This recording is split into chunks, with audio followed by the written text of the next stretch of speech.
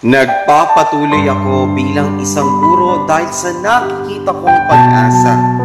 Maging daan upang ang mga kabataan ay makabasa at makita nila ang tunay nilang halaga. Nagpapatuloy ako maging guro para sa napakagandang mensahe. Oo, mensahe. Mensahe ng inspirasyon, dedikasyon, kasipagan at debosyon. Dahil ang maging isang guro ay hindi isang propesyon, kundi advokasya na hindi kayayaman kahit magpagal ka pa. Ngunit isang karangalan na maihulma ang mga kabataan para sa mahusay at dekalibreng pagkatao nila. Kaya nga ang pagod ay hindi ko alintana.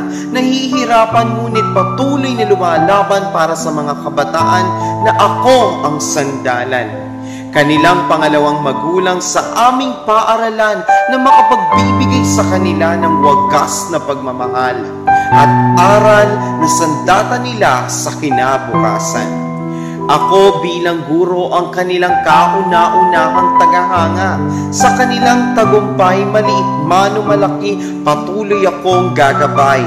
Dahil sa matayog na paglipad ng mga mag-aaral, ako ang panday. Ako ang panday na humubog ng kanilang mga pakpak. Ako ang panday na nagbigay ng matatalas nilang sandata at ako ang gurong sandaling dumaan sa pahina ng buhay nila. Ngunit nag-iwan ako ng marka, di lamang sa piraso ng papel ng Form 137 ng card o ng diploma, kundi maging sa kanilang puso at sa tuwing makikita kong naging mahusay ang mga batang minsan ay naging pangarap ko.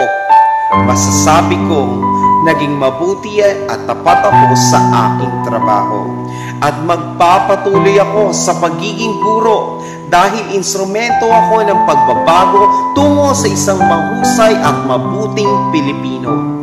Ako si Teacher AJ, ang gurong magpapatuloy para sa mahal kong estudyante.